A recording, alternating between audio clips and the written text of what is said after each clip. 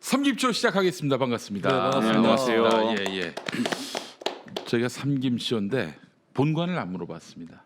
자, 우리 김성애 보좌관님. 안동김 씨입니다. 안동김 씨. 네. 오, 저도 안동김 씨. 네네. 이쪽은 저 김혜김 씨. 김혜김 씨. 네. 김혜김 씨가 좀 네. 그 쌍놈이다. 근본이 없다는 얘기가 있던데. 아 그렇습니다. 예, 예, 네, 그래요. 이 양반들이 예. 나라를 다 말아먹었죠. 네. 위대한 쌍놈 출신. 근데 뭐 예. 김씨들 많이 계셔서 예. 함부로 드릴 말씀은 아닙니다만 예. 이렇게 많이 김씨들이 있으면 사실 절반 한 80%는 가짜로 봐야 되지 않나요? 85%. 85%. 아, 85%. 근데 김혜김 씨는 성기에 예. 점이 있다는 얘기가 있어요. 그래요? 네. 오. 그걸로 이제 진위를 판별할 수 있다는. 김수로 왕이 예. 변광세 같은 사람이어서 어. 이제 그걸로 다리를 놓고는 했답니다. 예, 지나가는 사람들의 편의를 위해서. 예. 그러다 누가 이제 불씨를 떨어뜨려 가지고 거기다가 예. 예, 그래서 점이 생겼다는 그런 신화가 있죠. 네. 알겠습니다. 예. 이 김준혁 교수랑 같이 해야 되나 이 얘기는? 예. 자, 네. 문신을 해야겠네요. 예. 안동김 씨라면서요. 아, 그러네. 안동김 씨. 김혜김 씨 얘기고. 어딘지도 몰라. 족보가 예. 없으니까 제가 그 85%에 해당하지 않겠는가. 아, 뭐 조상에 대해서 거슬러 올라가면은 뭐 얘기가 다 달라져요. 예, 그래서 지금 어떤 예. 정치자분이 예. 김부선이 봤나요? 라고 물어보셨습니다. 자, 그래요. 오늘 저기 세월호 참사 네. 5주기 되는 날입니다. 참 여러 가지로 참 마음이 굉장히 무거운 그런 하루인데 차명진 자유한국당 전 의원 이분은 저기 예전에 SBS 정치쇼에서 같이 그렇죠. 방송을 했는데 네. 저는 개인적으로 참 고마운 마음이 있는 분입니다. 네. 김용민의 정치쇼에는 자유한국당 정치인들이 안 나와요. 네. 절대 안 나옵니다. 다른 프로도 잘 안 나오지 않나요? 그렇죠. 네. 뭐 김용민 라이브도 안 나오고 뭐 아니 김용민 씨가 하지 않는 프로도. 그렇습니다. 자유한국당 소극적이에요. 의원들은 섭외가 쉽지 않아요. 왜냐 나오면 발리거든. 예. 발리는 데다가 이제 현재 정권 교체 즈음에서 촛불 때부터 바뀐 방송 환경이 음, 자신들한테 적대적이다. 음. 나가지 않겠다. 나가봐야 이득이 없다. 이렇게 판단을 하고 있는 것은 아닐까. 아니야. 기본적으로 나가면 발리니까 그게 걱정되는 거야. 그뭐 존말을 잘해? 그 민주당의 정치인들 그렇잖아요. 아마 보좌관들한테도 발릴 거예요. 보좌관들이 더 말을 사실 잘하죠. 형님. 보좌관이 한테도 발린다는 거는 죄송합니다. 예. 제가 이 말을 좀 한테도. 잘못했습니다. 예. 아, 더 열심히 노력하겠습니다. 보좌관 협회에서 들고 일어나. 죄송합니다. 죄송합니다. 제가 그만큼 민주당의 그 보좌관들의 그 역량, 네. 능력이 대단하다는 얘기입니다. 그렇죠. 뭐 저를 제외하고는 그런 분이 많이 계십니다. 형님 맞아요. 형님만큼 제가 이 방송에 나오는 있어요. 이유는 이제 예. 그 손혜원 의원이 보좌관들이 설치는 꼴을 그냥 보고 계시기 때문에 사실은 뭐 정확히 말씀드리겠습니다. 그 손혜원 의원은 보좌관이 뭘 하고 다니는지 잘 모르고 오늘도 사실은 목포 지금 같이 있다가 저 먼저 올라왔고 네. 손혜원 의원은 팽목항을 갔는데 왜 김보는 먼저 가시냐고 그래서 김용민 촬영이 있다. 네. 몇 시냐 그래서 2시 반이다. 예. 업무 시간임을 당당하게 밝히고 그러고 먼저 차서 올라와 버렸습니다. 예. 그래도 하여튼 언론을 열어줘서 그렇고 이제 다른 의원신들은 사실 이제 보좌관들은 로우키를 유지하는 게 맞아서 예, 제가 이제 전통적인 그림에서 놓고 보면 사실은 대바라진 보좌관이라고 봐요. 별 말씀 다 하세요. 또 업무 시간에 오셔서 너무 죄송하고 감사한데 또 다른 업무 시간은 최선을 다해서 또 아니 이게 일을 그거 하시는 사실은 거죠. 이제 굉장히 중요한 업무거든요. 민주당의 목소리를 조금이라도 알리는 부분도 그렇고 특히나 뭐 손혜원 의원 이 SBS 보도 참사 때 김용민 요 방송 삼김쇼 통해서 아침에 브리핑 통해서 저희들이 적극적으로 해명하고 발언할 게 많이 주셨기 때문에 예, 저는 뭐 매우 만족하고 있고 업무의 일환이라고 생각하고 있습니다. 그 손혜원 의원은 무소속이신데 왜 민주당의 입장을 대변을 하시는지. 제가 아, 권리당원으로서 그렇죠. 민주당 알겠습니다. 권리당원으로서 예. 알겠습니다. 그래요, 알겠습니다. 근데 어떻습니까? 다른 보좌관분들은 어때요? 그 실상이 어떻습니까? 세상 모든 보좌관이 우리 김성애 보좌관님 같은 분은 아닐 테고요. 제가 실제로 한 중간 정도나 되고요. 예, 뭐 잘하는 사람들이 많죠. 그리고 이제 이제 최악의 경우 갑질하는 국회의원 그분과 같이 일하는 보좌관님들은 어떨까요? 이게 뭐 어느 단계로 말씀드리긴 그렇습니다만 이제 일부 보좌관들 경우는 의원이 12시 전에 퇴근한 꼴을 못 봐서 어허. 밤 12시까지 일이 없어도 그냥 12시까지 계속 같이 앉아 있는 의원실도 있습니다. 주 52시간 이런 거는 뭐 없죠. 집에 가서 개밥도 줘야 되고. 아 그렇습니다. 그래서 그 의원 집에서 의원 집에 개밥을 주로 그 네. 보좌관이나 비서들이 가는 경우도 예. 그건 이미 보도가 되지 않았나요? 고영태야 뭐야? 예, 그 고영태 치고 악랄한 그러네. 사람들이 몇 명 있는데요. 그런 데는 대신 이제 보좌관들이 두세 달 간격으로 예, 바뀐다. 갈리는 경우가 네. 많죠. 그러니까 뭐 보좌관들이 그런 꼴을 당하고 있을 필요가 별로 없거든요. 그렇죠. 사실은. 예, 그렇기 때문에 그런 좀 극단적인 경우를 제외하고 나머지들은 이제 의원하고 오랜 기간 팀워크를 잘 맞춰서 하는 사람들도 많고 이게 또 보면 그러니까 어느 쪽이 나쁘다 좋다를 말씀드리는 거 아닌데 민주당은 의원이랑 보좌관이 팀업을 해서 4년, 8년 이렇게 가는 경우가 많고 자유한국당은 상대적으로 해당 분야 전문가들이 보좌관들이 더 많아서 상임위에 보좌관이 붙박이를 있고 의원들이 옮겨다니면서 예. 그걸 고용을 하는 거라 그게 뭐 나쁘다고 보지 않습니다. 이게 전문성이 있으니까 예를 들어서 보건복지면 보건복지만 10년 넘게 한 보좌관들이 딱 자리를 잡고 있고 의원이 그렇지. 이제 그 해당 상임위로 가면 그 보좌관을 고용해서 2년 동안 일하고 또 깨끗하게 헤어져서 다음 상임위 넘어가고 이런 경우들이 자유한국당은 더 많고요. 어쨌든 그런 것들을 하는데 근데 사실 이제 보좌관들은 이 바닥에 재료를 준비하는 일을 하는 거고 예, 거기서 뭘 골라서 요리할지는 또 의원이 잘 해야 되기 때문에 의원의 역할이 또 굉장히 중요하다고 같이 봐야죠. 알겠습니다. 예. 왜 차명진 얘기하다 왜 갑자기 또 그러게요. 여기로 빠졌는지 모르겠습니다. 그 자유한국당 정치인들은 뭐 나오면 다 발린다 이 얘기하는 와중에서 예. 빠진 것 같습니다. 차명진 전 의원 뭐 우리가 뭐 비난을 더해서 뭐 하겠어요. 다들 비난하셨으니까 그것보다도 차명진이 왜 그랬을까? 이건 굉장히 고도의 계산이 깔려 있는 것 같다는 느낌이 듭니다. 우리 김성현 부장님 어떻게 보셨어요? 저도 뭐 지금 유튜브 방송을 하고 있습니다만 예. 차명진의 그런 수준의 발언은 사실은 공중파고 종편이고는 사실 나가서 하긴 좀 불편하거든요. 절대 못할 예. 말이죠. 종편에서도 못할 말이면 어디 가서 해야 되느냐. 그럼 저 뭐 유튜브라고 보고 있습니다. 지금 보수 채널 중에 아주 큰 채널들은 얘기를 네. 들어보니까 기자들을 고용하는데 지금 개인 유튜브 방송. 예. 근데 현직 종편 기자들보다 월급을 더 많이 준대요.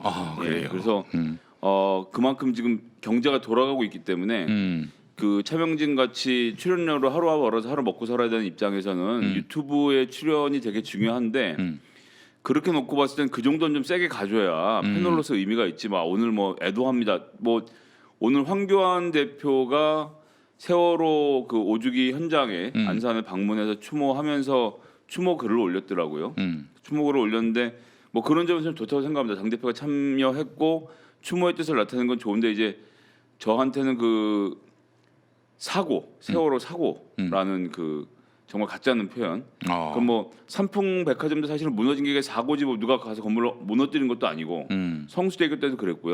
이게 사고와 사건의 차이는 이런 거죠. 사고는 뭔가 구조적인 문제가 얽혀 있는 단일한 어떤 사건으로 보기 어려운 단일한 사고로 보기 어려운 그런 걸 사고라고 하고 사건은 하나의 어떤 현상 이 차원에서 봐야 되는 것이고. 게다가 보통은 다 이제 이 세월호 참사를 주도하는데 거기 이제 그냥 교통사고의 일환으로 해안 교통사고 이런 이제 사고라고 보는데 어쨌든 거기에 수많은 댓글들이 달리는데 그 댓글들이 대부분 황교안 대표에 대해서 비판적인 입장이더라고요. 왜 그런 데를 가냐? 네. 지금 집토끼 지킬 때지 왜 그런 데서 중도표를 기웃거리느냐부터 시작해서 세월호를 뭐하러 추모를 하느냐라는 여론이 생각보다 굉장히 많더라고요. 그렇기 때문에 전 차명진은 그 시장을 보고 그 예. 시장을 노린 거라고 밖에는 보여지지 않고요. 그래서 뭐 참 그런 측면이 하나가 있고 정진석도 오늘 자기가 뭐 지인한테 받은 문자라면서 뭐 이제 너무 피곤하다는 식의 문자를 올려서 또 그걸 꼭 오늘 올리는 이유를 생각해 보면 세월호 추모를 일부 세력이 하는 짓으로 묶으려고 하는 거고요. 그게 이제 사실은 박근혜 정부의 총체적 무능의 결정판 중에 하나였던 거 아닙니까? 예. 이것을 진영 논리와 싸움으로 덮으려고 하는 움직임. 거기다 이제 여기에 황교안 등이 책임을 피할 길이 없는데 그것을 우리 당 대표를 감히 공격해까지 묶어놓는 것으로 보여져서요. 예, 하여튼 뭐 너무 씁쓸했습니다. 그 저는 차명진 전 의원이 말이죠. 방송도 같이 해봤는데 친박을 굉장히 바퀴벌레처럼 인식하던 분이었습니다. 예. 근데 그런 분이 갑자기 나와가지고 차명진 이 형님이 나와가지고 황교안 대표 그리고 박근혜를 어제 그 4.16 연대와 세월호 가족들이 처벌해야 한다 이렇게 명단을 발표했잖아요. 세월호 참사와 관련해서 책임져야 할 사람 1차 명단을 발표했는데 거기 박근혜가 들어가고 황교안이 들어갔어요. 네네. 여기에 막 흥분했다는 거 아니에요? 폭발했다는 거 아니에요? 그렇죠. 예. 아니 흥분하고 폭발할 형님이 아니야. 기본적으로 친박을 존나 싫어해요. 그런데 이러는 이유가 뭐야? 내년에 공천 달라는 얘기 아니겠습니까? 네. 아이 그거예요. 뭐 어렵게 볼 것도 없어. 그렇지 않아요? 어떻게 봐요, 김수민 평론가? 차명진 씨가 이제 박근혜 탄핵 직후부터 해서 자기들이 싸질러 놓은 말들이 있어요. 네, 말씀하셨던 대로 박근혜에 대해서 평소에도 사실 차명진이 좋게 생각하지 않았고, 네. 그리고 탄핵 이후에는 이제 기회는 탈박인가 보다 이렇게 생각을 해서 예. 단적으로 영남일보의 정치 풍경이라고 예, 예. 만평을 겸해서 연재하는 그런 칼럼들도 있는데, 그 형님이 직접 만평을 그리죠. 네네. 그 신문에 실려요? 그렇죠. 영남일보에서 지금 연재한 지 2년이 넘은 것 같아요. 네네. 예, 거기 보면 뭐 2017년 2월 13일 제목만 봐도 순실이가 꿈꾸는 나라 뭐 이런 제목이 있고, 저희가 한번 어록을 모아 보려고요. 차명진이 박근혜 욕한 거 한번 모아 그렇지. 가지고 예. 제가 자유한국당 공천 때 만약에 경선 들어가면은 예. 그거를 한번 그 해당 당협에 유포를 해볼까. 아. 박근혜 씹었던 거를. 네. 네, 그래서 왕따로 한번 만들어주는. 그래요. 우리 저 성우 네. 형님은 이 차명진 TV의 활성화를 위해서, 네. 나는 차명진의 공천을 위해서, 차명진이 이렇게 말하자면은 해서는 안 될 발언을 했다 이렇게 보는데, 두 가지 중에 어디가 맞냐 물어보시고 싶은 거예요? 그럼 뭐 당연히 네. 김성우 형이 맞다고 얘기했지. 둘 다 맞다. 둘 다 맞다. 웬일입니까? 둘 다 맞다고 생각합니다. 웬일이에요? 네. 남들이 맞는 말을 했을 때는 적극적으로 수용하고 그것을 그래요. 바탕으로 생각을 발전시켜 나가는 결단이 필요합니다. 그것이 아무리 김용민의 말일지라도. 어쨌거나 네. 총선 국면으로 가면 바른미래당하고 자유한국당이 합칠 것이냐 아니면 대한애국당으로 합칠 것이냐를 큰 틀을 놓고 보면 대한애국당을 위시로 한 태극기 부대의 그 적극적인 행동력에 대해서 아쉬움을 표방하지 않을 수 없고, 그리고 당을 합치든 안 합치든 상관없이 대한애국당을 지지하는 태극기 부대가 대거 지금 자유한국당으로 입당을 하고 있는 상황이기 때문에 그래요. 차명진이, 그러니까 이제 저는 유튜브 방송용으로 폄하를 했습니다만 거기에 포함해서 차명진도 권리당원하고 일반 여론조사로 해서 동네에서 돌아가는 거 생각하면 일반 여론조사는 잘 모르니까 이름 들어왔던 사람 찍고, 그다음에 대한애국당 포함해서 태극기 부대는 세월호에 대해서 가장 견결한 입장을 보여줬던 우리의 호프 김진태 케이스처럼 해서 여론조사를 할 가능성이 높기 때문에 그런 것까지 좀 보고 같이 갔다라고 봐야 되는데, 근데 저는 정도로 지나쳤다고 봅니다. 자유한국당 지지자들이 그렇게까지 쓰레기들은 아니에요. 근데 사실 진짜 뭐 세월호에 대해서 그런 막말 망언하는 이런 인간들의 표를 받고 지지를 받겠다. 그러면은 세월호 문제와 관련해서 피해자 입장에 선 다수의 국민들 한 60% 이상 되잖아요. 그 국민들로부터 버림받겠다 이런 거 아니겠어요? 그때 가면 이슈는 사라지고요. 지금 이제 총선은 앞으로 한참 남았잖아요. 지금은 뭐 제가 누차 말씀드렸지만 지지 기반을 다질 때고 자기 집토끼를 지킬 때거든요. 그럼 집토끼들이 흥분하는 말은 뭐든지 해야 되는 상황이기 때문에 저는 그렇게 해서 지금은 내부 결석을 다지는 타이밍으로 보고 한 6개월 쉬었다가 11월쯤 나와갖고 또 뭐 좋은 얘기 하면 돼요. 뭐 경제가 어려운데 제가 경제를 살려보겠습니다부터 시작해서 뭐 자유한국당의 개혁, 저처럼 뭐 그 바른말 했던 사람이 또 있습니까? 뭐 이렇게 해서 또 나가면 또 그때 가면 또 그때 갈 거기 때문에 그렇지. 저는 지금 이러고 있는 이 준동들은 전부 다 대한애국당을 합치는 그림을 하나 그리는 것, 그다음에 태극기 부대의 이 물밀듯한 입당에 대한 두려움, 혹은 이제 그 사람들을 내 편으로 만들었다는 생각에다가 자기 기반 다지기까지 더해져서 하고 있는 짓거리들이 아닌가 싶습니다. 차명진이 오늘 사과의 글을 올리긴 했지만 그 1시간 전에 김문수가 하는 유튜브 채널에 출연을 해서 그래요? 자기 막말 어제 한 거에 대해서 좌빨 언론 한겨레 JTBC가 차명진이 막말했다고 난리가 났는데 저 혼자 외로우니까 지켜달라. 페북에 쓴 것을 후회하진 않는다라고 밝혔습니다. 그리고 1시간 지나서 사과를 했던 건데, 그 본심이 뭐예요? 그러면? 본심은 그 노림수가 있었던 게 맞죠. 이렇게 본다면 어차피 엎질러진 물이기 때문에 사람들이 그런 얘기를 했다는 건 다 아는 것이고 예. 그 괜히 이제 계속 떼어놨다가 뭐 더 많이 맞거나 또 민망할까봐 그냥 내린 거지. 어쨌든 그 자유한국당의 지지층을 상대로 해서 내년 총선 공천이라든가 이런 것들 내다보고 한 짓은 맞다고 봐야 될 것 같습니다. 저 뭐 집단 간의 패거리 싸움을 해서는 안 된다고 생각하는데 어쨌건 이 차명진이 그래 사과를 걸린 거에다가 그냥 그대로 화면을 보면 댓글이 이렇게 달려 있어요. 아무도 어느 누구도 하지 못한 맞는 말을 하셨는데 반성 사죄하라뇨 굳이 뭐 이런 거. 그냥 옳은 말을 하면 집단 린치 당하고 숨어 있어야 하는 나라. 이건 나라도 아니다. 제발 중단하지 마세요. 뭐 그다음에 옳은 말을 하면 비난받는 역 같은 세상. 차명진 의원 화이팅. 맞는 말 하셨는데 지금 빼지 않고 그냥 순서대로 읽고 있는 겁니다. 그래요? 이런 지경이에요. 예, 그래서 그 지금 김수진 평론가 말씀하신 대로 말은 이렇게 하지만 속으로는 웃고 있을 거라 웃고 생각합니다. 있어요. 그리고 그것을 지지하는 사람들이 꽤 된다고 생각을 할 것이고요. 예. 그 사회적 반향이 커지면 커질수록 이걸 즐기겠네요. 그러면은 뭐 정치는 부고 빼고는 다 즐기는 말이 있듯이 그래요. 시간이 지나면 인지도는 남아 있고 악명은 사라집니다. 아 그래요. 김용민도 혹시 좀 그런 그러시잖아요 지금. 예. 이 15만 독자들은 어디서 생겼다고 생각하시는 그렇습니다. 겁니까, 지금? 예. 그렇습니다. 아유. 다 잊고 지금 막 공중파도 나가시잖아요. 예. 아니 그래도 나는 네. 약자들을 그렇게 이 모질게 비방모략하진 않았어요. 난 그랬다고 생각합니다. 그때는 비방하고 모략하지 않았는데 네. 현재는 이제 방송계 약자들 저처럼 이렇게 데뷔한 지 그렇게 오래되지 않은 나이가 더 젊은 이런 사람들을 핍박하고 있죠. 이게 다 김수민 씨를 위해서 제가 밟는 겁니다. 괜히 밟는 게 아니야. 네. 당신을 위해서 밟는 거라고. 네, 이게 폭력 남편이 경찰을 조사받을 때 사랑해서 때렸다고 하죠. 이런 거는 선의와 악의를 따지지 말고 응징해야 돼. 그래요. 네. 웬만하면 라이스 얘기하지 말아주세요. 예, 나를 위한다고 또 한마디 올려주는데. 저는 카레 참았습니다. 라이스. 예. 예, 카레 라이스. 오므라이스. 그런 얘기도 하지 마. 치킨 라이스. 예, 라이스는 그냥 하지 마. 그만해 이제. 예. 그래. 하이라이스. 나 이제 그만하라고. 그래요. 사랑의 매요, 이것도. 사랑의 매. 네. 사랑의 매.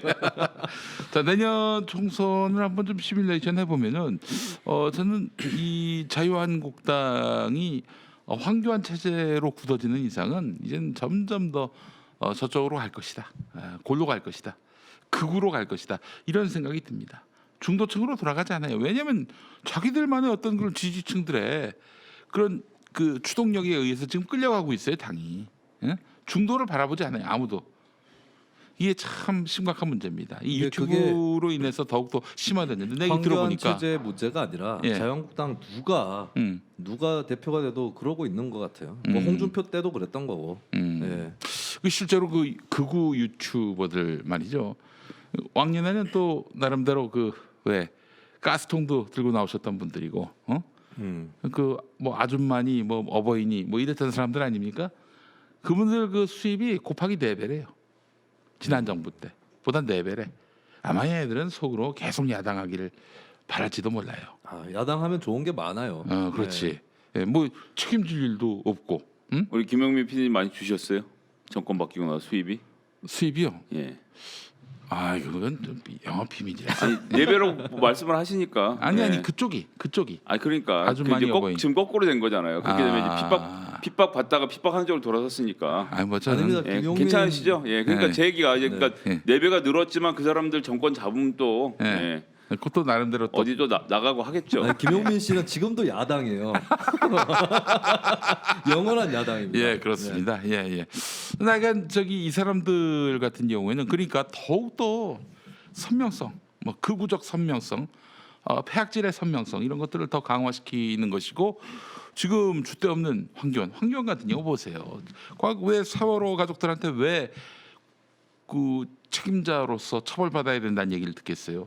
그러니까 지난 정부 때 눈치 보고 이렇게 행동하다가 그렇게 된 거 아닙니까? 눈치 보고. 대표적인 게 그 당시 기록을 대통령 기록물에다 묶어갖고 다 집어넣어서 30일 동안 봉인을 한 세상에 것도 목차까지 봉인을 해버렸어. 네. 목차까지. 그러니까 뭐가 봉인했는지도 몰라. 그렇죠. 이거 보면은 황교안 씨는 이게 끌려가게 돼 있어요. 끌려가다가 이제 골로 가는 거지. 내년 총선은 그래서 와 진짜 완전히 아주 새카만 극우대 그 나머지 국민의 대결 구도가 형성되지 않겠는가. 전 그렇게 보고 있습니다. 저는 자유한국당이 그렇게까지 멍청하게는 안 할 것 같아요. 아 그래요? 예. 멍청하게 안 한다. 무서운 사람들이라서 네. 정신을 찾으러 돌아오겠죠. 일단 1차적으로 생긴 바로미터가 황교안 대표가 오늘 세월호 야 추모를 한 사일런 다음에 아웃사이더 라이스 얘기하지 말라니까. 레드에어님 더 이상 라이스 언급 자제해 주세요. 그런 말 하지 말라니까. 그런 말도 하지 마. 라이스 하지 마세요. 네. 아니 너 사람이 이렇게 아파하는데 계속 라이스 그만해. 합니까? 네, 더 이상 라이스라는 얘기를 네. 하지 않았어요. 아 그만해 너도. 아 진짜.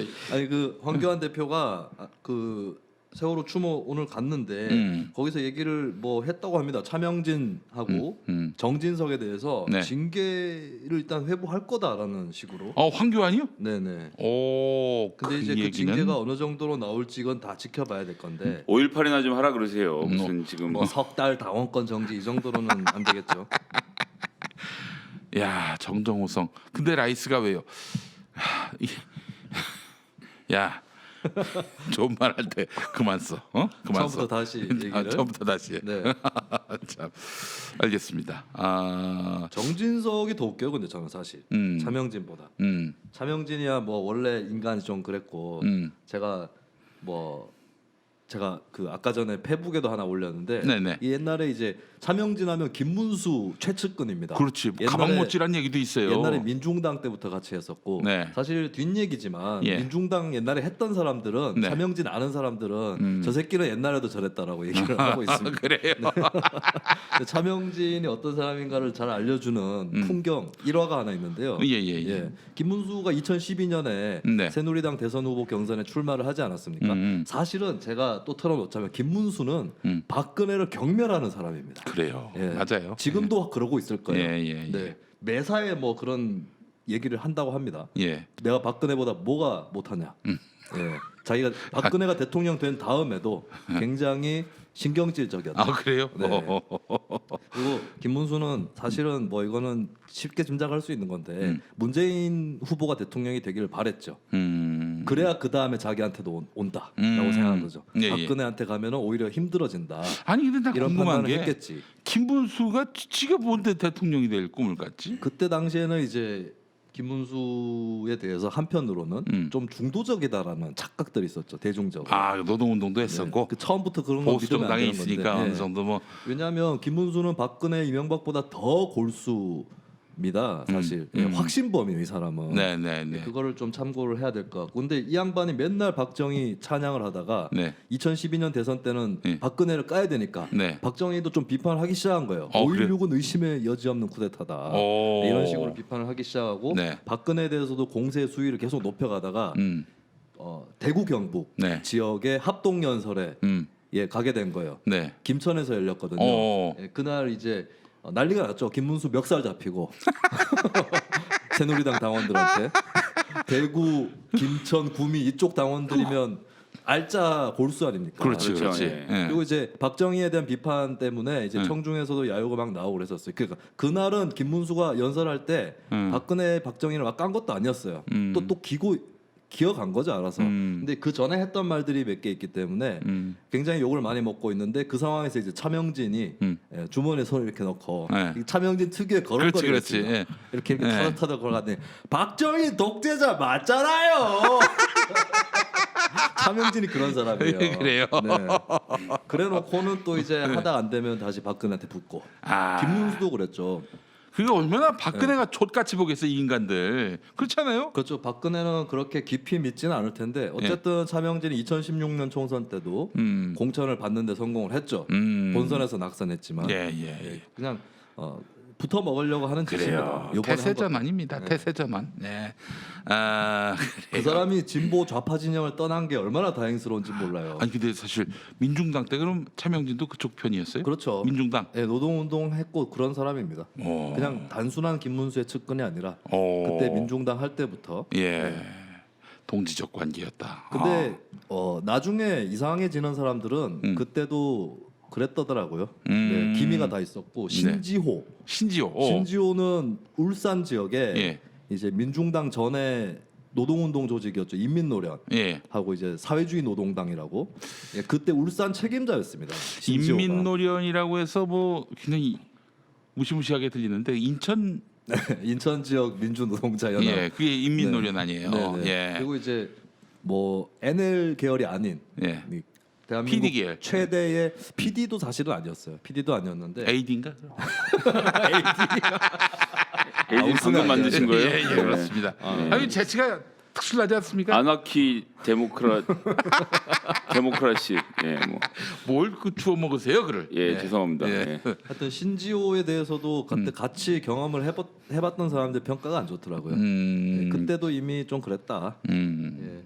근데 이제 그런 그룹들이 다 특징이 뭐냐면 야 내가 서울대 나왔고 니들 도와주겠다는데 아, 그래요. 뭐 자세가 왜 그래? 예, 예. 이런 게 기본에 있는 거죠. 그래서 못 견디고 나온 거고 그러고 이제 뭐 옛날 민주화운동 경력 얘기하는데 사람이 예를 뭐 50, 60 평생을 살면서 한 3, 4년 데모했던 걸 가지고 그 다음 거를 다 얘기하는 건 그렇지, 사실은 그렇지. 웃기는 얘기고 그래서 김문수나 이런 부류의 인간들이 어서 한 5년, 10년 정도 그런 일을 했다고 하더라도 그 뒤로 30년 동안 일관되게 살아왔잖아요. 그럼 앞에 민주화를 버려야지. 그렇지. 뭐 운동권 출신이라고 말하는 것도 부끄러운 겁니다. 네. 아마 지금 물어보면 20살 때 뭐가 좀 헷갈려서 잠깐 그랬다 이렇게 얘기할 가능성이 아니 그렇게 생각할 가능성이 높아요. 밖에 나가선 자기가 20살 때부터 민중을 위해서 살았다라고 지금도 계속 그렇게 살고 있다고 주장하겠지만 저는 뭐 예, 그러고 인간이 그렇게 합리화를 하거든요. 자기가 있는 포지션에서 자기가 원래부터 이렇게 생각하는 걸 바꾸기 때문에 그래서 포지셔닝을 그렇게 바꾸는 사람들은 여러 가지로 힘들어요. 그러니까 좀 정상적인 정치인들이 좀 많이 나왔으면 좋겠어요. 예.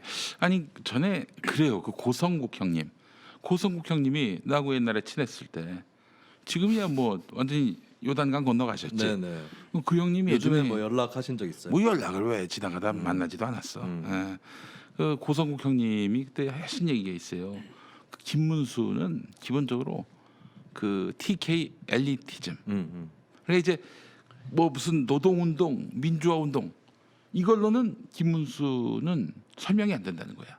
TK 엘리티즘. 그 유림이에요, 유림. 그 자기 선비 몰락한 집안에 양반. 이렇게 이렇게 해서 하는 사람이라 그건 뭐 어떻게 개전의 정이 없습니다. 네, 그렇죠. 그러니까 자기가 박정희보다 더 공부했고 나름대로 뭐 이렇게 저렇게 더 고매하다 이렇게 판단을 해서 박정희에 대해서 박근혜에 셋 중에 대해서 학벌이 제일 좋거든 자기가. 그렇지. 그거 하나 보고 가는 거예요, 실제로. 그런 의미에서 보면은 김문수는 뭐 민주화 운동, 노동 운동이 아니라 그냥 TK 엘리트주의자 이렇게 보면 될 것 같고요. 네.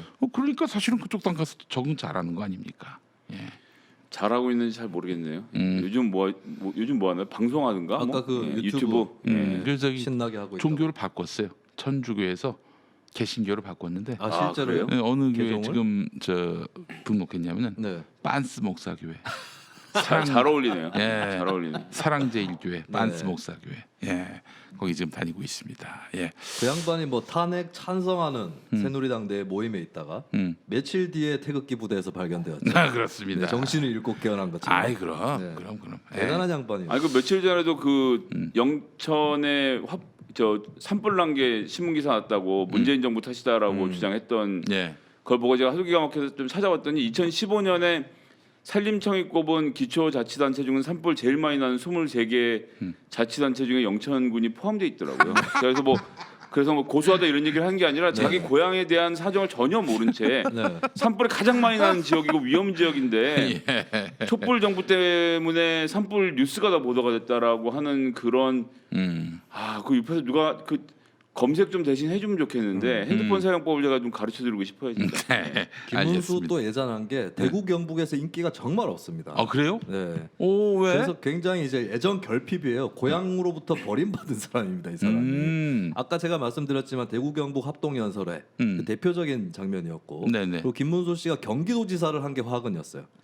그래요? 경기도지사를 하면서 규제 완화 이런 걸 하면은 이제 수도권 규제 완화. 비수도권 특히 대구 경북 이쪽 포함해서 다 싫어하죠. 네. 네. 그래가지고 고향에 대한 애착이 있는데 네. 거기서 정치적으로 인기는 없고 그러다 보니까 승부수랍시고 던진 게 대구에 출마한 겁니다. 김부겸 네. 장관하고 그 한 지역구에서 네. 맞붙었잖아요. 예, 그게 예. 완판 이제 깨졌죠. 예. 완판 본인이 깨졌어요. 대구 경북 기반이 너무 없다라는 그 생각에 지나치게 몰입을 해서 그걸 승부수랍시고 네, 김부겸이 대구에 출마하는 거랑 김문수가 대구에 출마하는 건 완전히 다른 거거든요. 그렇죠. 네. 그건 승부수라고 말할 수 없는 거지 그냥. 그러니까 그리고 지자마자 떴어요 또 거기를. 김문수가 그래요. 김문수가 갖고 있는 시대 정신이 뭐냐, 정치적 비전이 뭐냐는 질문에 전 김문수 대답 못할 거라고 생각해요. 예. 근데 국민들이 그거 하나 기가 막히게 알아보고 사람 찾아 찍습니다. 김부겸이 진심을 다해서 보여주니까 아 민주당이 대구에도 하나 있으면 좋겠다 생각을 만들어준 거고. 그렇지. 김문수는 자기 데코레이션 하나 더 달라갔다가 개망신 당하는 거고요. 예, 그건 뭐 대구니까 날 찍어주겠지. 대구 사람들 뭐 자유한국당 지지하니까 뭐 이 민주당 지지하시는 분들이 비판하실 수 있지만 그렇다고 해서 국민들 유권자들 이렇게 녹록한 존재가 아니라는 점도 좀 같이 봐주셨으면 좋겠습니다. 알겠습니다. 그 차명진 얘기가 나와서 그런데 그 정치쇼 할 때 마이크 꺼졌을 때 네. 그때 이제 차명진 형이 얘기해 준 게 있어요. 이 바른미래당 사람들 다 와도 환영인데 딱 한 놈 이 새끼는 절대 못 받는다. 그 홍준표 대표도 그랬고 다른 사람도 그랬다는 거예요. 그 사람이 누군지 아세요? 하태경. 하태경. 뭐 하태. 전에 얘기하신 적 있죠. 그렇습니다. 예, 하태경. 이양 얘기 나온 김에 그 바른미래당 한번 얘기해 볼까요? 네. 예, 어떻게 될 것 같습니까? 우리 학교 형님이 추석까지 예, 한번 해주세요. 지지율 10%가 지지율 10%가 나오기 전에는 못 내려갑니다. 추석 때 내려가겠습니다. 아니 이게 얘기 들어가기 전에 학교 형님은 왜 그 YS의 민자당에 들어가셨나? 학교 형님이요. 예. 그때는 그런 사람 많았잖아요. 92년 대선 때 이 학교 형님이 YS를 막 비판했어요. 민자당도 비판했고. 근데 부르니까 바로 들어가셨어. 서강대 정치학과 교수. 그 앞으로 조금 더 앞으로 가보면요. 87년 항쟁에 있을 때 손학규 대표가 어디 있었습니까? 기사연? 옥스포드에서 공부하고 있었어요. 그 기사연은 그 듣는 그- 얘기죠. 예. 전국적인 그런 항쟁의 흐름이 일어나고 있을 때 자리를 피한 거거든요. 피한 거예요? 그 뭐 저는 피했다고 생각합니다. 피한 거고는요 안 되구나. 피했다고 저는 생각합니다. 그러니까 그런 역사적 승부가 있을 때 정면에서 들이받지 못하는 사람들은 계속 그런 길을 가는 거예요. 이것도 조금 전에 말씀드린 대로 김문수랑 같은 건데 본인의 정치적 비전이라는 게 없거든요. 내가 대통령이 되고 싶다, 내가 당 대표가 되고 싶다, 내가 국회의원이 되고 싶다만 가지고 정치하는 사람들은 불러주는 데 가게 돼 있어요. 예. 나는 이게 하고 싶다. 예를 들어서 나는 이 동서의 화합을 이루고 그 깨어있는 시민들이 민주주의 하는 모습을 보고 싶다라는 생각을 한 노무현 대통령의 행적을 돌이켜 보시면 손학규 의원이 무슨 정치를 하고 있는지가 보이는 거고 10월에 지지율을 어쩌고 앞뒤에 다 떼고 뭐냐면 10월까지 그냥 내가 좀 하면 안 돼? 이거로 봐야 된다고 좀 근데 보거든요. 일부에서 해석하기로는 그때쯤이면은 안철수가 돌아옵니다. 예. 그런 얘기가 있어요. 마라톤 뛰었으니까. 예, 그렇지. 하프 마라톤까지 했으니까 이제 돌아올 때가 된 거예요. 예. 그래서 10월에 바통 터치를 하지 않겠는가?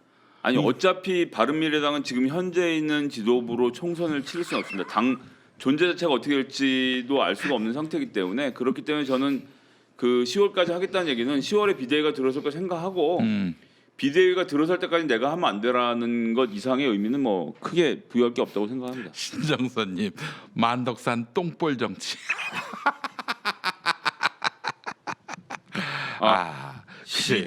시드릴 케이트님 예. 12,000원 감사합니다. 12,000원 아유 감사합니다. 도저히 읽을 수가 없는 데가 예. 고맙습니다. 부족한 고맙습니다. 마음을 이해해 주십시오. 예. 영어로 해야 되나? 땡큐. 예, 하여간 그렇습니다. 이 저 손학규 형님의 정치, 뭐 사실 이제 당 대표 내려놓으면 뭐 내년 총선에 출마할 것도 아니고 말이죠. 그 형님이 그 나이에 출마하실까? 그거는 뭐 봐야 되겠죠. 출마할 수도 있겠죠. 이게 그 깡패랑 비교하기는 좀 그런데 깡패도 마찬가지고 정치인도 마찬가지인데요. 출마를 안 하겠다고 선언하면 출마를 안 하겠다고 선언하는 순간부터 폐인이 되는 겁니다. 다음번 대선에 안 나가는 것은 대선에 안 나가는 순간 안 나가는 게 되어야 하는 거예요. 그러니까 손학규 대표는 지금으로서는 대권을 노리고 있다라고 할 수밖에 없는 상황인 겁니다. 그리고 그 전체 국민은 아니지만 네. 일부 손학규 대표를 지지하는 그룹은 그 말을 믿어요. 그 말을 믿고 손학규 대표에 대해서 물심양면 지원을 아끼지 않으면서 그 그룹을 형성해서 유지하거든요. 그렇기 때문에 이 정치판은 절대 등을 보여서는 안 되는 곳이라서 그렇지. 저는 뭐 다음번 총선에 출마할 거냐 말 거냐 물어봤는데 전 불출마 선언하겠다는 사람은 없다라고 말하려고 했더니 손혜원 의원이 하는구나. 예. 그런 얘기하세요. 예, 그렇네. 예, 아니, 그렇긴 한데 대부분은 안 그렇죠. 예. 김문수 형도 보면은 국회의원 선거 떨어졌죠. 아니 그 대구 가서 민주당한테 졌는데 네. 그리고 곧장도 대선에 또 출마를 합니다. 네. 그 대선 출마가 아니라 이제 경선에 나가려고 했어요. 예. 나가려고 하다가 안 나갔죠. 그렇죠. 네. 그것도 서울시장 또 뭐. 예. 그게 왜 그러겠어? 난 끊임없이 가능성이 있다. 언제 어떻게 권력을 창출할지 모른다. 이거를 자기 도와주는 사람들, 지지하는 그렇죠. 사람들한테 예. 끊임없이 보여줘야 된다고. 네, 그러니까 되지도 않는데 예? 유튜브를 하려도 그거 필요하거든요. 그 발기도 안 되는데 막 이렇게 네. 죄송합니다. 예. 뭐 죄송해요. 예. 그러니까 이제 당을 확실하지 않은 창당할 때, 정보로, 당을 예. 창당할 때 이제 발기인 대회. 발기인 대회를 하려고 그랬는데 예. 정관 만들고. 예, 그렇습니다. 네. 예. 그런 차원에서 얘기를 제가 네. 하다가 딴 뜻이 아닙니다 전혀. 예. 하여간 그래서 이제 하태경 형은 뭐하여간 우리 하태경 형은 자유한국당 돌아가기 힘들게 됐어요. 그러니까 지난주에 김어준의 뉴스공장 나와가지고 헛소리를 하더라고. 아침부터 무슨 헛소리를 하냐면은 네. 자유한국당, 바른미래당, 민주평화당이 선거 연대를 해야 된다. 그러니까 각자 그 자신 있는 지역이 있지 않느냐. 뭐 민주평화당은 호남이 있고, 뭐 자유한국당은 뭐 영남, 바른미래당은 어딘지 모르겠어요. 하여간 이렇게 해서 자신 있는 곳에 연합 공천을 해가지고 해운대가 바른미래당이죠. 예, 그렇지. 그렇게 해서 3야당이 함께. 근데 그 3야당이 무슨 정체성의 코드가 같다고 이런 말도 안 되는 소리 지역 하고 있어. 균등 배분의 정신으로. 아니 자유한국당하고 민주평화당이 손잡으면 민주평화당이 호남에서 한 표라도 얻습니까? 또라이도 아니고서 어떻게 그런 말을 해? 별로 뭐 실제로 그렇게 하려고 하는 제안은 아니라고 보여지네요. 그래요. 그냥 해운대 자기 공천 전에 자유한국당 후보 안 냈으면 안 내게 해주면 내가 뭐라도 그 누가 하겠다라는. 봐도 다 그렇게 해석을 하는데 말이야. 네. 하태경은 지금 정신이 나갔어요 완전히. 예? 아무 말이나 하는 거죠 뭐. 아니 지금 완전히 아노미 상태에 봉착했다. 네. 이렇게 볼 수밖에 없어요. 예. 제가 봐도 출로가 별로 보이진 않습니다. 하태경이야말로 정말 갈 때까지 갔어요. 난 그래서 이런 생각도 합니다. 김수희 평론가, 내 눈 똑바로 보고. 네. 뭘 난 똑바로 민주당에서 하태경이 네. 하태경은 민주당에서 자기를 받아주기를 바라고 있어요. 그거는 더 뭐 평화당이랑 한국당까지 다 통합하는 것보다 가능성이 더 없는 거고. 아니 그 하태경은 하태경도, 네. 그런 마음을 갖고 있다 이거지. 그런 마음을 갖고 있으면 지금처럼 하면 안 되죠. 그렇구나. 네. 그래요. 자, 하태경 뭐 자기 마음을 알고 있을까요? 응? 자기 마음 모를 것 같은데. 자기 마음 모른다. 네, 굉장히 완전 소용돌이 멘붕 속에서. 상태가 된 것 같아요. 네. 근데 지금 뭐 이준석 최고위원이나 뭐 하태경이나 뭐 손학규 대표 내려오라고 그러는데 내려온다고 답이 있나? 그렇죠. 뭐 근데 저는 사실 당 대표하고 들이받은 이미지를 쌓는 거 아닙니까? 제가 계속 말씀드리면 그냥 이미지를 쌓고 있는 거라니까. 아니 그렇다면은 싸우려면은 뭐 좀 큰 상대하고 싸워야지. 누가 손학규 형님 도리어 큰 젊은이 상대가 안 놀아주잖아요. 누가 놀아줍니까? 그러니까 손학규 형님을 지금 들이받아봐야 싸가지 없다라는 얘기밖에 안 들어요. 그게 무슨 큰 의미가 있지가 않다고. 그렇지 않아요? 그러니까 바른미래당에서 하는 모든 정치적 행동이라는 게 그럴 수밖에 없는 구조라서 예. 뭐 이렇게 된 이상은 안철수 절대 돌아오지 마라 이런 정도는 가져야 좀, 그렇지. 예, 언론에 나오겠네요. 하프마라톤 마저 뛰고 거기서 살아라 뭐 이런 얘기를 하면 뉴스에 나오지 않을까? 막 21km를 뛰어라. 예, 아무렇게나 던졌는데 예, 그렇습니다. 21km 하필 21은 지난 대선 때 안철수 후보가 얻었던 표죠. 그래요. 21%. 예. 근데 저는 이거 정치 언론으로 좀 접근이 필요한데 재보궐선거를 그렇게 졌다고 해서 네. 대표 내려오라 이건 안 맞다고 봅니다. 아이 그럼. 우리나라 정치의 고질적인 습성 이거 어느 당이든 마찬가지라고 봐요. 네, 대표가 돼가지고 기간을 주고 뭐 임기가 2년인가요 바미당이 하여튼 그 기간을 보고 이제 뽑을 때도 그 기간을 참고해서 그만큼 대표를 한다고 생각해서 뽑는 거 아닙니까? 아니 우리 누구야?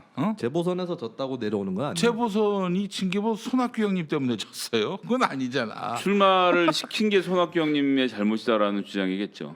아 그래요? 출마를 시키지 말았어야 한다라고 생각할 거예요. 그 아마. 이현주를 그럼 당 대표 세우면 되겠네. 이현주는 그 반대했잖아요. 그러니까 당 대표 선거에 나갔던 사람 아닙니까 이현주? 아 이현주 당 대표 선거 나갔었어요? 국민의당 때 나갔었죠. 예. 아 그래요. 아이고. 큰 정치 하시는 분이에요. 야 이현주 뭐 알게 모르게 내공이 있네. 예, 그럼요. 예. 그렇군요. 아유 참 손학규 형님은 그렇게 나쁜 사람이 아닙니다. 제 선거 때 와서 도와주셨어요. 자기 선거 때 그 도와주는. 공릉시장에 오셔가지고 같이 네. 가가지고 시금치도 사시고 그러셨어. 정치판에서 술에 술탄들 물에 물탄들 중간에서 어정어정거리는 놈들은 다 나쁜 놈들이에요 제가 보기엔. 그러니까 저는 뭐 좌익을 해라 우익을 해라 말씀드리는 게 아니라 정치적 그 아젠다에 대해서 본인 입장을 정확하게 밝히고 국민들의 일부로부터 지지를 구해야 그게 정치를 하는 거지. 모든 국민으로부터 사랑받으려고 하는 짓은 좀 안 했으면 좋겠어요 진짜. 진심으로. 예. 알겠습니다. 자, 그래요. 손금치. 손금치. 예. 네. 손금치니까 손금주 의원이죠. 예, 그렇습니다. 손금주 의원이 난 여성인 줄 알았는데 남성이더만요. 아, 네. 예, 그렇더라고요. 몰랐습니다. 네. 예. 지금 이제 해운대 갑 같은 경우는 하태경 의원 이번에 했지만 지금 과기부 장관을 했던 유영민 장관이 내려가서 다시 재도전을 할 거라. 그래요? 예, 예. 오. 그 지금 하태경 그분 본인 계속 장관하고 있지 않습니까? 이제 이번에 그만두고 이제 정치를 다시 하려고 아마 돌아간 걸로 알고 있는데 음. 그렇게 해서 지난번에는 포스코 임원 출신의 후보였는데 이제는 장관 출신 후보가 됐기 때문에 하태경이 만만하게 볼 상대가 아닌 것도 지금 이런 여러 가지 움직임을 일으키고 있는 주요 원인이고요. 그 사람들이 절대 복잡하게 생각 안 합니다. 가면 자유한국당이나 민주당에 이런 정도 고민하지 무슨 저도 여기서 평론하고 앉아 있으니까 바른미래당, 국민의당, 민주평화당 막 정의당 막 구분을 하지. 이게 막 너무 자주 왔다 갔다 해서 저도 지금 예를 들면 이현주 의원이 당 대표 출마했던 게 국민의당이었는지 바른미래당인지 막 이게 헷갈려요. 너무 이 잦은 변동을 가지는 정당들은 예, 좀 어렵다고 봅니다. 아, 알겠습니다. 바른미래당에겐 미래가 없네요. 뭐, 그렇죠. 단도직입적으로 얘기해서 네. 그걸 또 그보다 또 이준석은 잘할 텐데 이준석은 똑똑해. 본인 또 미래가 없지. 예. 아니 그것도 똑똑한 게 아닌 게 제가 말씀드리지만 표 주워 먹고 관심을 주워 먹는 건 하는데 이준석이 갖고 있는 정치적 가치는 뭐냔 말이에요. 없어. 그러니까 아니 그게 있어야 돼요. 근데 정치인이 아니 보수 정치인 중에 그런 거 있는 사람이 몇이나 있겠어요? 아니 왜 아예 없진 않죠. 왜 너무 이렇게 막 있어요. 그래도 몇 명은 예. 없나? 몇 명은 혹시나 있겠지. 잘 생각해보고 전혀 있을 것 같기도 없진 한데 않겠지. 예. 아니 찾기가 쉽지 않네. 아이 너무 댓글이 웃겨요. 오늘따라 왜 이렇게 웃기냐? 내가 미쳤어가 아니라 불발기 미래당이라고. 내가 미쳤어가 아니라 내가 바 미쳤어. 바 미쳤어. 예. 바른미래당의 문제는 깡의 문제예요. 깡. 깡. 예, 깡이 없어요. 깡이 다른 없어. 거는 지적하고 싶지 않습니다. 뭐 이념 이런 거는 솔직히 다른 거대 정당 또 마찬가지라서. 근데 이제 사실은 제가 바른미래당 하면 되게 잘할 수 있을 것 같아요. 그래요. 예. 한번 지금 컨설팅 한번 해주세요. 컨설팅 이게 예. 돈 받고 해줘야 돼. 아니 이 무료 서비스, 무료 서비스 한 왜냐하면 15초만. 저는 바른미래당이 맨날 하는 얘기가 이제 다당제, 뭐 제3당, 또 중도 이런 얘기 하잖아요. 네. 전 바미당 때문에 그게 더 안 된다. 거기 이상하게 그 애매하게 어정쩡하게 알받게 하고 있어요 지금. 네, 한국 사회 제3당의 그 포텐셜은 항상 있습니다. 근데 그게 나름대로 터졌던 게 지난 총선인데 그 이후로 이제 계속해서 그 자리에서 얼쩡거리면서 오히려 양당 체제로 돌아가게끔 만들고 있는 게 바미당이에요. 제가 이제 저 양념 반 후라이드 반 얘기 나오는데 제가 만든 말입니다. 양념 반 후라이드 반. 그래서 이준석 씨한테도 얘기를 해줬어요. 바미당 그 통합할 때 양념 반 후라이드 반 하지 마라. 간장 치킨이라든지 제3의 메뉴를 개발해야지. 그렇지. 네. 이 얘기는 이제 많이 나왔어요. 사실 예. 그 국민의당 혁신위원장 했던 영남대 김태일 교수도 이게 양 당 사이에 점을 찍으면 안 된다. 극중주의입니다. 그렇게 하면 안 된다는 거죠. 네. 제3의 완전 다른 점을 찍어서 삼각형을 그려야 된다는 거거든요. 근데 그거 하지 않고 바른미래당은 계속 그냥 이제 왔다리 갔다리 그리고 이제 결과적으로 극중주의조차도 실패한 거는 국민들이 보기에 대다수의 국민들이 보기에는 자유한국당 쪽에 더 가까운 정당이 됐어요. 네, 그러니까 거기서도 이제 실패했고 극중주의란 말 자체가 말하자면 정치 혐오주의에 편승한 거지. 그리고 이제 자유한국당 지지층 입장에서도 바른미래당은 저쪽에서 보면 거꾸로 저희 옛날에 뭐 안철수 문재인이랑 단일화 하고 민주당 들어갔다 나오지 않았냐 저쪽 일당으로 봐요. 그러니까 이도 저도 아닙니다 지금. 네, 그래요.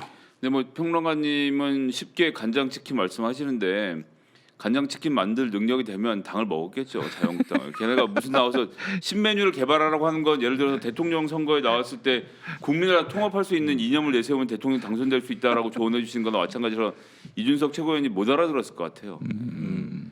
그 메뉴를 정확하게 그 아젠다를 알려주셨으면 몰라도 간장치킨이라고 하면 그걸 집에 가서 간장치킨을 어떻게 만드냐 실제로 메뉴를 찾아왔을 가능성도 좀 있다고 봅니다. 매뉴얼 네. 매뉴얼은 없습니다. 만들면서 가는 거죠. 그래요. 아 근데 정말. 여러 가지로 마음의 준비가 안 된 사람들이 많아요. 그나마 저는 손학규 대표가 심지가 있다고 봅니다. 그냥 그대로 간다 이대로. 네, 근데 이제 바른정당 쪽은 돌아갈지 말지 계속해서 이제 옛날에 그 아목 666 댄스 추듯이 이러고 있고 삐삐삐삐삐 이러고 있는 거예요. 하태경이 그래서 지금 스스로 돈 겁니다. 예, 그래요. 네. 그러니까 이제 그래도 안 되니까 20, 30대 청년표를 주워 먹을 수 있을 거라 그러니까 생각하고 지금 저기 뭐. 페미니즘의 반대 정서 이걸 갖고 지금 이준석, 하태경 두 양반이 지금 그거 갖고 막 지금 발동을 걸고 있잖아요. 근데 그 표를 주워 먹으려면 예. 좀 이미지도 듬직하고 좀 마초적이고 이래야 되는데 네. 좀 가볍잖아요. 그 그렇지. 사람은 예. 차라리 친근한 캐릭터로 아니 그리고 이준석 씨는 판단을 잘못한 게 이제 자기의 소속 정당이 네. 20, 30대 남성의 불만을 대변하는 쪽으로 가야 한다. 요거는 전략적으로 맞는 판단일 수 있으나 그러니까 제3의 네. 지대. 근데 그 제3의 지대. 롤을 이준석 씨가 만든 건 아닌 것 같습니다. 차라리 이준석, 유승민 이런 과의 사람들은 네.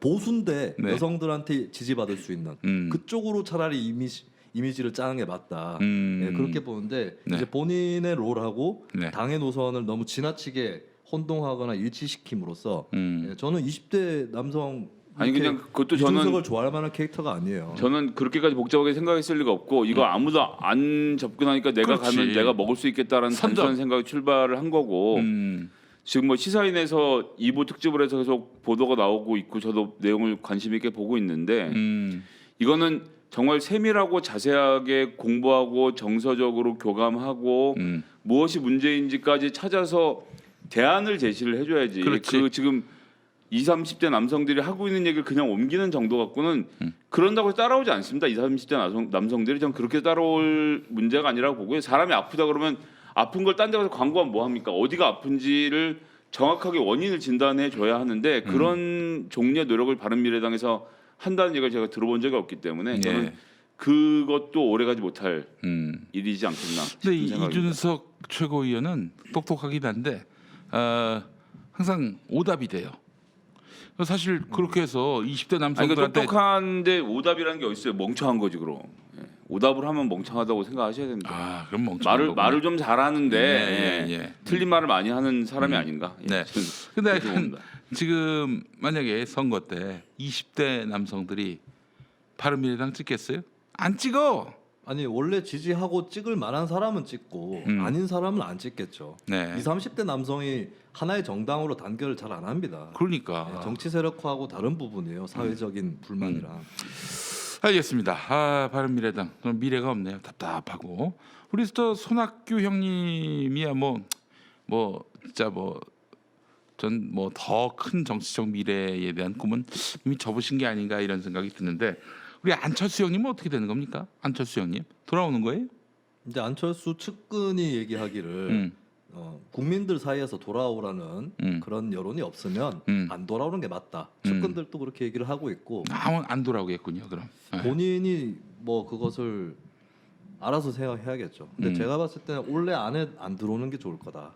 우리 안에 안 들어오면 네. 총선 임박해서 들어온다. 임박해서나 들어오든지. 근데 이제 지금 조금 관건은 이제 손학규 체제에 관련해서 안철수계에서도 일어나가지고 사퇴해라라고 얘기를 하고 있는데 사실 이제 안철수계라고는 하지만 안철수가 없어요. 안철수계가 아니라 국민의당 출신인데 호남은 아닌 요 정도 사람들인 거죠. 그러니까 안철수의 의사와 무관하게 먼저 들고 일어난 건데 이거를 정리를 시켜줄 거냐 안철수가. 그러니까 국내 돌아오지 않고도 뭐 얘기해가지고 손학규 대표 체제를 존중해줘라 이렇게 얘기를 할 건지 아니면 그냥 놔둬버릴 건지.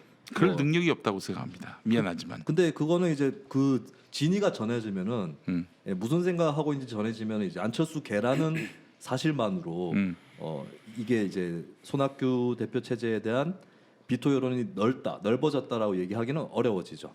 예, 그 정도의 캐스팅 보트는 잡고 있는 상황인데 어떻게 행동할지는 봐야 되겠죠. 전에도 그런 얘기했는데 우리 안철수 형님은 자신의 테마주를 좀 끌어올릴 필요가 있겠다. 가치를. 그럴 때 정치적 액션을 하시지 않겠는가? 그럼 가만히 있어야 될 겁니다. 가만히 있어야 돼요. 그 더 떨어지는 김영민 수가 있어요. PD님이 기억하시는지 모르겠지만 제가 제일 먼저 주장을 해서 옛날에 삼깁쇼가 아니고 그때 여의도 통신원 할 때 호락지 할 때 예. 말씀드렸던 이론이었습니다. 아, 예, 그래요? 예, 예. 아유, 그래서 형님, 내가 한 걸로 합시다. 뭐 처음 보는 사람도 있는데. 예, 예? 그러시죠 그럼. 예. 제가 기억이 좀 왔다 갔다 했네요. 그래. 근데 예. 어쨌든 근데 안철수는 중요한 것은 저는 몇 번 말씀드렸지만 자유한국당과 협당해서 대선 후보가 되는 것 외에는 다른 그림이 없을 거라고 봐요. 한다면. 예, 그래서 이 문재인 정부의 실정으로 핍박받는 국민들을 위한 마지막 선택의 카드로 바른미래당에서 안철수계를 이끌고 자유한국당으로 투항해서 자유한국당 내에서 대선 후보가 되는 것 외에는 예, 본인에게 정치적 미래는 그럼 없을 형님 거라고 이런 그림을 한번 제가 그려봐도 될까요?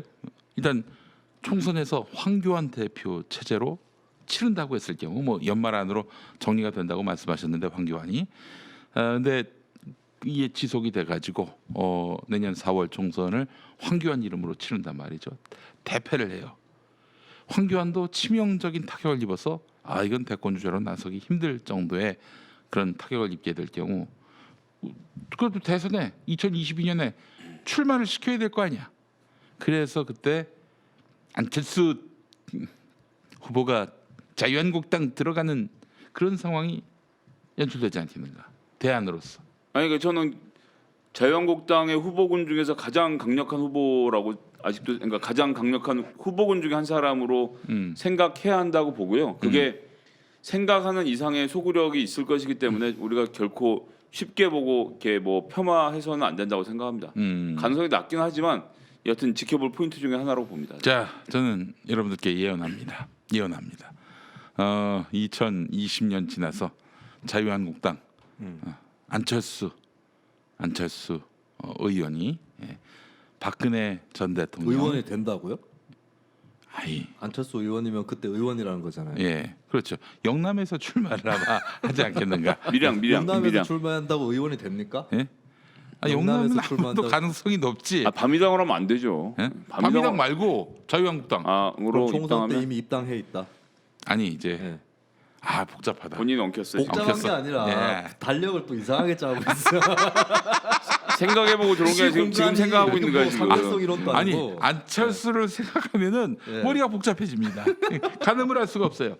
자, 하여간 전 그냥 안철수 씨가 단순하게 보는 게 좋을 것 같아요. 2020년 말쯤 안철수 씨가 국회의원이 됐는지 안 됐는지 그건 뭐 차치하고 네. 안철수가 틀림없이 박근혜 석방을 요구할 겁니다.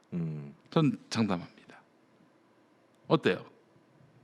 뭐 별로 설득력이 없는 것 같습니다. 저는 정치공학적으로 얘기하면 뭐 이건 다 가정이고 소설이라 이런 일이 안 일어나겠지만 제가 지금 대통령이면 박근혜 대통령 그 전에 풀어줍니다. 그래요? 예.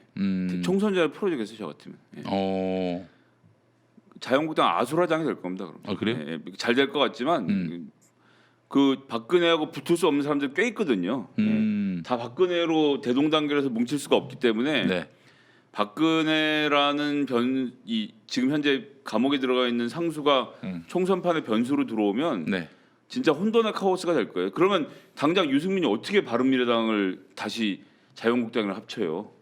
아울러 또 황교안을 존나게 싫어하잖아요, 박근혜가. 그러니까 그 안에서도 이 소위 말하는 태극기 부대부터 시작해서 막 서로 막 아사리판이 될 거기 때문에 예. 정말 괴멸시키려면 저는 지금 석방해 주는 게 어쨌든 제발 빨리 해서 하고 예. 뭐 어떤 사면이든 석방이든 해주면 공천 시즌에. 뭐 어떤 언제든 올 연말 내년 초에 대국민적 대승적 차원에서 아예 형님. 그러면 민주당도 타격 안 입습니까? 안 입어요. 제가 대통령이라면 그러겠다고요. 그냥 하는 그냥 이제 뭐 이제 보고 이제 농담입니다. 농담. 예. 근데 농담인데 실제로 그렇게 했을 경우에 예. 베트남 닭싸움은 뭡니까? 미치는 파급력을 생각해 보시면 박근혜가 나오면 그러니까 박근혜가 나오는 것이 안 된다고 그러니까 박근혜가 죗값을 치러야 되는 거 맞는데 그거 말고 박근혜가 나오면 자유한국당이 도움이 될 거라고 생각하시면 안 된다는 얘기죠, 제 얘기는. 그래서 그렇게 되면 중도가 절대 자유한국당이랑 못 합치게 되고 그럼 안철수는 방법 없이 독자 후보로 출마를 해야 되고 무슨 그러면 아니요 바른미래당에서 무슨 당이 같은 중간당 하나만 극중당. 우리나라는 극중당이 15% 이상만 국민표를 가져가면요 민주당이 무조건 대선 이깁니다. 그러니까 그래요. 저는 민주당의 정치공학적 입장에서 그냥 해설을 해드린 거고 실제로 이런 일이 일어나지는 않습니다. 예. 근데 저는 박근혜에 대해서 좀 달리 보는 거 박근혜 풀어줘도 예. 집에 가만히 있을 겁니다. 아 그래요? 예. 음. 자, 나름대로 박근혜 머리 꼭대기 위에 앉아 있는데 그 사람의 습성, 예. 네, 살아가는 방식 이런 예. 걸 봤을 때는 네. 박근혜 풀으려면 또 대한애국당하고 난리 날 거예요. 김진태 쪽도 난리 나고 빨리 교실을 내려주시옵소서 하는데 박근혜는 아무 메시지 없을 거예요. 나는 그래서 근데 최순실을 안 풀어주고 박근혜만 풀어주면 어떻게 할 것 약간 좀 아니, 선거운동을 그러니까- 다닌다. 이거는 저는 아니 박근혜는 나는 있을 수 없다고. 그래서 얘기하는 건데 박근혜 전에 최순실을 먼저 풀어주는 거야. 네네. 풀어주면서 그러면 박근혜 모든 OTP 카드를 다 갖고 있을 거 아니겠어요? 들고 날른다고 봅니다 저는. 응? 저는 뭐 이제 들고 그 박근혜 나와서 갈 데가 없는 거야. 예, 갈 데가 그럴 수 없어. 있겠네요. 예. 그래서 이제 너무 멀리 갔는데 다시 이제 돌아오면 이제 그 오늘 뭐 세월호 참사 5주기이기도 하고 최순실 말씀하시니까 다시 정신을 좀 가다듬어서 제 얘기 정리하면 그 5년씩이나 됐으면 다 된 거 아니냐라는 여론이 꽤 있습니다. 무시할 수 없는 존재고요. 예. 그런 생각을 하는 사람들이 꽤 생겼어요. 예. 근데 이제 저도 요 며칠 계속 골똘히 생각해 보는데 1980년 광주 항쟁 때 발포 명령자를 39년이 되도록 못 찾았잖아요. 그렇습니다. 예. 우리가 누구나 알고 있지만 누군지 모르는 상태인 것 예. 아닙니까? 예. 그렇기 때문에 이 진실을 감추려는 실무자들, 이 공무원들 그리고 해수부, 해경 뭐 어떤 관계자들 이게 무슨 정말 누구말 이 음모 이론처럼 무슨 재물로 바쳐졌다는 이론을 제외하고 그건 정상적인 너무 범죄에서 놓고 보더라도 이걸 감추려는 사람들이 디테일하게 감추는 것을 다 드러내긴 결코 쉽지 않습니다. 결코 쉽지 않기 때문에 저는 그런데 이게 최순실 박근혜도 마찬가지지만 문재인 대통령이 이번 임기 5년 동안 보여줄 수 있는 것은 청산할 수 있는 과제는 청산을 분명히 하겠다는 의지를 보여주는 게 전 중요하다고 생각하고요. 그렇게 해서 안전이라는 문제에 대해서 우리가 확실하게 자리를 잡고 국민적인 공감대를 이뤘기 때문에 이번 산불이 조기에 진화됐다고 생각합니다. 이건 공무원이 잘해서가 아니라 네. 모든 국민이 이제 그렇게 생각하기 때문이거든요. 그래서 국가적인 죄를 저지르면 끝까지 찾아가서 처벌받고 처단당한다라는 그 영이 확실히 쓰는 것, 국가의 영이 쓰는 것을 저는 문재인 대통령이 해줬으면 좋겠고 저는 그 양반이 그 시간은 걸려도 반드시 그 약속을 이행한다고 생각해요. 예, 시간은 좀 걸려도. 네, 왜냐하면 지금 뭐 의회 구조가 3분의 1을 저쪽이 먹어버리고 있는데 쉽지 않은데요. 근데 이거 한번 얘기해봤으면 좋겠습니다. 이제 마무리할 시간이 됐는데 황교안은 내가 봤을 때 처벌 대상입니다. 또 계속 따지고 또 그리고 곱씹어 보면은 범죄 혐의 나온다고 봐요. 기분 당장 드러난 것만 하더라도 그 광주지검에서 수사하는데 과실치사 그게 웬 말이냐 그거 빼 말을 안 들으니까 그 검사들 불이익 주고 말이죠. 이런 행태를 따지고 보면은 직권남용으로 볼 수도 있는 것이고 네. 더 나가서 뭐 감춰진 뭔가가 또 드러난다면은 처벌이 가능할 텐데 지금 제1야당 대표로 있는데 처벌 가능할까? 처벌된다면 이것이 막 수사가 되고 막 검찰청 불려 나가고 막 뭐 구속영장 실질 심사를 벌이고 막 그런 상황까지 간다면은 그러면 이 총선에는 변수로 작용할까 하는 부분도 한번 상상해봤으면 좋겠어요. 그러니까 야당 대표를 피의자로 전환시키는 그런 부담을 감수할 것인가? 그건 사실은 청와대가 사실은 작심해야 되는 일 아닙니까? 솔직히 얘기해서.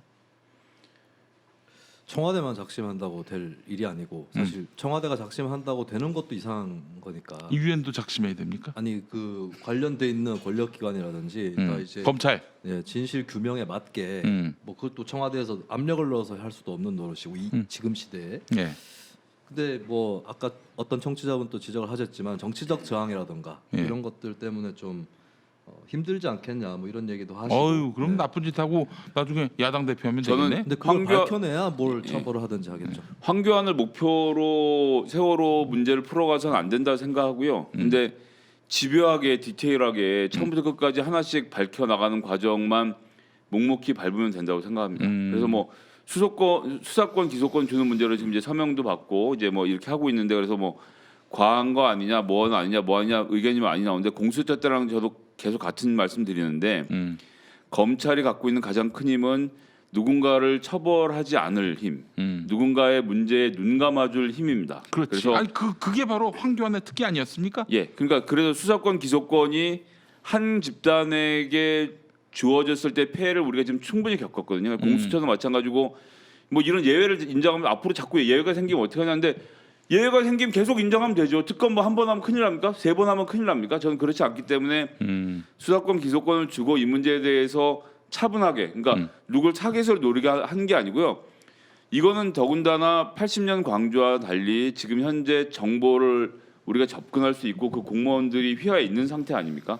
그렇기 때문에 하나씩 차분차분하게 풀어가면 된다 생각하고 어떤 그런 음모론에 준해서 하는 게 아니라 이 국가의 무능이 어디서부터 어떻게 시작됐고 그것을 어떻게 덮으려고 했는가까지의 과정을 차분하게 다 들춰보면 네. 거기에서 필요한 가해자들 무능했던 사람들을 처벌하는 것은 그 뒤에 하면 된다. 그래서 지금 저는 그런 점에서 감히 김용민 PD님의 전제는 옳지 않다고 생각해요. 지금 저희가 황교안이 처벌될 것이냐라는 것을 논의한 자체가 진영 논리로 이 잡아먹힐 가능성이 있기 때문에 예, 저는 진실이 드러나도록 할 힘을 우리에게 줬는데 문재인 정부에게 줬는데 그걸 못하면 그것 때문에 국민들로부터 지탄을 받을 것을 엄중하게 생각하고 예, 더 결기를 세워야 근데 된다고 봅니다. 실질적으로 사실 그렇잖아요. 제1야당 대표한테 뭔 큰 혐의가 나왔어.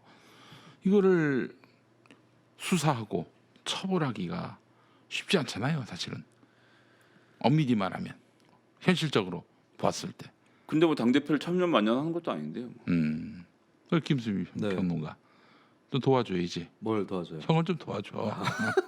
뭐 이럴 때만 도와줘요. 이거 한심한 네. 인간이 되겠어. 아닙니다. 근데 처벌할 거면 좀 일찍 하는 게 제일 좋고 사실은 우리가 이제 황교안 제1야당 대표 되기 전에는 뭐 했나 이런 반성도 좀 필요하다고 그렇지. 봅니다.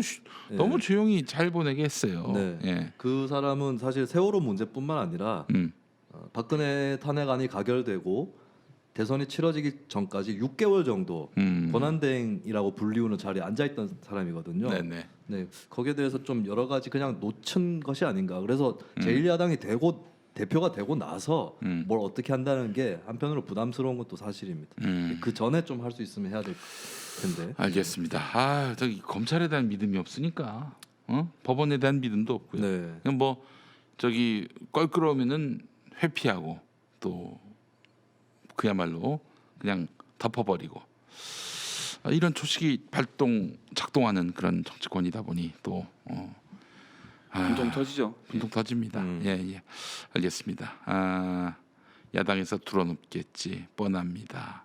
황교안을 만약에 수사할 경우에 또 공천권을 쥐고 있기 때문에 지금 사실 오늘 차명진 얘기로 시작했지만은 차명진도 황교안한테 잘 보이려고 그 말한 거 아닙니까? 그렇죠. 예. 황교안이 명단에 들어가 있었던 것에 흥분했다. 예, 그렇죠. 라고 했으니까. 그렇기 때문에 이제 지금 황교안을 건드리긴 굉장히 어려운 상황인데 이런 거 가리지 않고 네. 진상 또 이에 따른 법적 책임을 묻는 이런 아주 기본에 충실한다면은 뭐 검찰은 살겠지만 정권이 행여나 2022년에 저쪽으로 넘어간다. 줬다는 거지. 이런 양가적인 마음이 있을 거란 말이에요. 이거 잘해야 되나 그냥 적당히 뭉쳐야 하나. 아무 말씀도 안 하시면 이제 마무리를 해야 될 것 같아요. 네. 예. 시간이 마무리를 된것 하도록 하겠습니다. 예. 그래 이분들은 이제 딱 60분 지나면은 한 네. 3분까지 인저리 타임을 줍니다. 예. 그리고 3분 지나서도 네. 계속 뭔가 질문을 하면 침묵으로써 이제 네. 빨리 끝내라 네. 신호를 주십니다. 예. 보너스 안 줄 거면 빨리 끝내라. 예, 할증 요금 좀 드리면 안 됩니까? 할증 요금. 그럼 다음 주제로 넘어가서 다음 네. 주제. 할증 요금. 자 마무리하겠습니다. 네. 오늘 삼김쇼 오늘 차명진 얘기해봤고 또 아울러 뭐 얘기했지? 밤이당. 네. 밤이당 얘기를 해봤습니다. 저희 다음 시간에 또 뵙도록 할 텐데 다음 시간은 저희가 좀 시간을 옮깁니다. 네네. 다음 주부터 이제 개편을 하다 보니까 네. 라이브는 이제 화요일 밤 9시 반. 9시 화요일 반. 밤 9시 반. 네. 예, 그리고 화요일 저녁 8시에는 새롭게 또 거듭나는 정치 부심. 정치 부심. 절치 부심이 아니라 네네. 정치 부심으로 또 누가 출연하시나요? 거기 출연하시는 분이 우리 박원석 전 의원, 네. 황현희 씨 그리고 또 한 분 지금 섭외 중입니다. 네. 예, 이렇게 해서 진행을 하고 그 마치고 곧바로 우리 삼김쇼가 또 이어지도록 하겠습니다. 네, 네. 다 같이 합치려고 했더니 출연자가 5명에서 6명 되다 네. 보니까 이걸 다 담을 수 모르겠네. 있는 카메라가 없어요. 네. 우리가 우리나라에. 그 족보 없는 이동형 수다맨들도 아니고 그러게요. 예. 그렇게 떼거리 출연하는 거는 네, 지양해야 됩니다. 떼토크는 뭐 그건 너무 우리 미르미디어랑 동급이 됩니다. 그러면. 알겠습니다. 네. 자 여러분 그 다음 주에는 밤에 또 여러분을 뵙도록 하겠습니다. 많이 사랑해 주시고요. 황금 선박은 폐지가 아니라 우리 저 선대인 형님이 일단 하차하세요. 하차하시고 네. 다른 코너에서 또 만나실 수가 있을 그럼 겁니다. 황금 박쥐가 되는 거 아닙니까? 박쥐. 선자가 빠지고. 그 G 씨를 지상호 구현을 하나. 지상우 황금 박쥐 네. 알겠습니다. 자 그래요. 자 다음 주에 뵙도록 하겠습니다. 네, 여러분. 감사합니다. 자, 네, 고맙습니다. 즐거운 시간 되십시오. 고맙습니다. 아유 수고하셨습니다.